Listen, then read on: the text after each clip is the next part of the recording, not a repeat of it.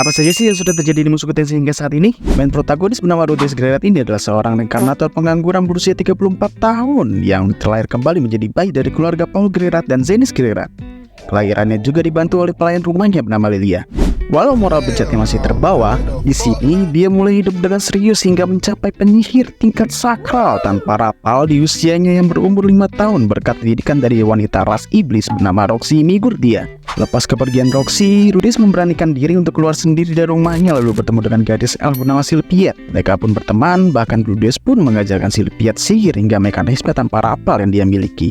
Hingga menginjak umur 7 tahun, dia ditendang oleh bapaknya Paul dan dibantu oleh Ghislaine untuk bekerja mengajari seorang putri bangsawan yang temperamental berusia 9 tahun bernama Eris Boris Grerat.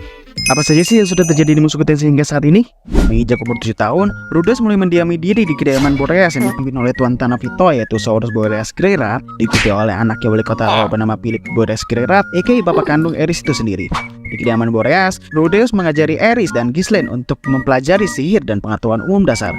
Bersamaan itu juga, Rhodes juga belajar berpedang dengan Eris di mana mereka dilatih oleh Ghislaine si pengawal Eris itu sendiri yang bergelar sebagai Raja Pedang.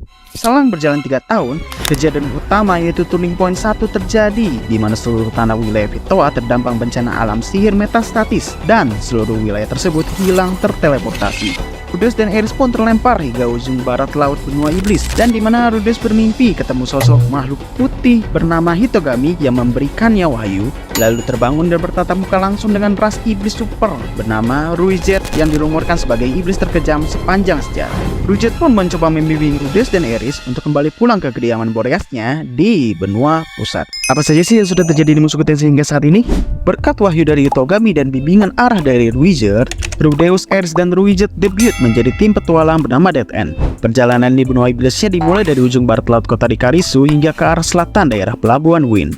Di Pelabuhan Wind, Rhodes kembali mendapatkan wahyu oleh Hitogami di mana dia akan menolong Kaisar Iblis Agung bernama Kishirika Kishirisu, di mana beliau memiliki koleksi kemampuan mata iblis dan salah satu matanya yaitu mata Terka yang 4 melihat masa depan tersebut dibagikan kepada Rhodes sebagai hadiah karena menyelamatkannya. Setelah mencari cara menyeberangi lautan, akhirnya tim Dead End pun tiba di daratan pendominan ras manusia yang dimulai dari benua Milis. Di sana pun Rhodes menimpa kejadian yang cukup buruk seperti dirinya dituduh dan ditangkap oleh kelompok ras hewan di hutan besar, lalu momen reuni kembali dengan bapaknya Paul dan adik pertamanya Non di kota Mission yang berkesan kurang menyenangkan, dan singkatnya mereka bisa berbaikan berkat bantuan dari teman mantan tim petualangnya Paul yaitu Giz, yang sebelumnya Giz ini bertemu dengan Rhodes sendiri di hutan besar. Selang beberapa hari kemudian, tim Dead End pun berlabuh kembali menuju ke benua pusat, diikuti dengan kewajiban Rhodes untuk menemukan keluarganya yang masih belum ditemukan. Apa saja sih yang sudah terjadi di Mushoku Tensei hingga saat ini?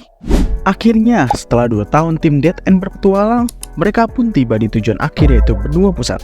Tentunya, Rhodes masih mengikuti saran lanjutan dari Hitogami di mana dia diberi petunjuk posisi adiknya Aisyah dan pelayannya Lilia di kerajaan Chiron melalui mimpi dan bantuan mata Terka. Tapi sialnya, Rhodes masuk jebakan dari pangeran ketujuh Chiron bernama Pak Chiron. Tak berselang lama, ia dibebaskan melalui bantuan dari pangeran ketiga Chiron sekaligus anak dewa bernama Zanoa Chiron berkat betapa kagumnya dirinya dengan kemampuan Rhodes dalam membuat patung. Selepas urusan kerajaan Chiron terselesaikan, naasnya turning point kedua terjadi di sini, di mana tim Dead End berpasangan dengan makhluk terkuat di dunia Mushoku Tensei yang disebut Dewa Naga bernama Oster. Karena diduga Rhodes adalah bidak dari makhluk bernama Hitogami, Oster pun tanpa berpikir panjang melukai Rhodes hingga dadanya bolong bagaikan donat. Tetapi diselamatkan kembali oleh Oster itu sendiri berkat permintaan dari wanita bertopeng yang berada di sampingnya bernama Nanaushi. Dead End pun kembali selamat, walau meninggalkan kesan yang tragis, lalu melanjutkan perjalanannya kembali hingga sampai ke kota Vitoa. Ruijet pun memisahkan diri karena misinya telah selesaikan. Dan kabar kurang mengenakan sampai ke Eris, yaitu kabar kematian keluarga besarnya.